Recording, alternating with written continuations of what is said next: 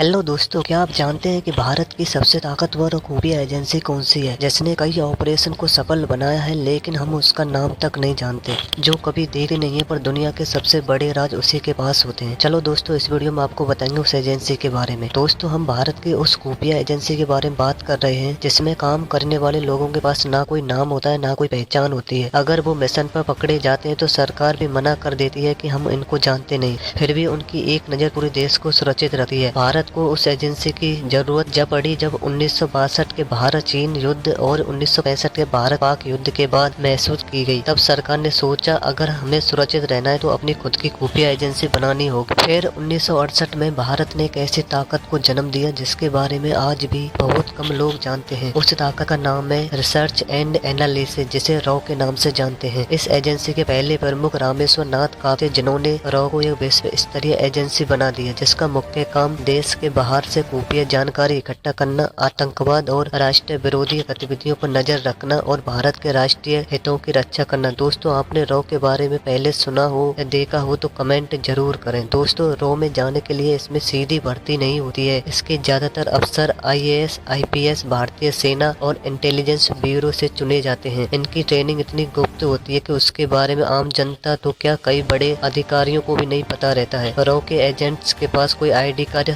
सरकारी पहचान नहीं होती है, बस चुपचाप देश की सुरक्षा में लगे रहते हैं। और दोस्तों, जैसे अमेरिका की खुफिया एजेंसी CIA और इजराइल की खुफिया एजेंसी मोसाद जितनी ताकतवर है, वैसे ही भारत की ताकतवर एजेंसी रॉ है, जिसका हेडक्वार्टर नई दिल्ली में है। दोस्तों, देश की इस खामोश ताकत पर एक लाइक तो बनता है। ऐसी रोचक जानकारी के लिए हमारे चैनल को सब्सक्राइब करें। Thank you for watching video. फिर मिलते हैं कोई नई जानकारी के साथ में। जय हिंद।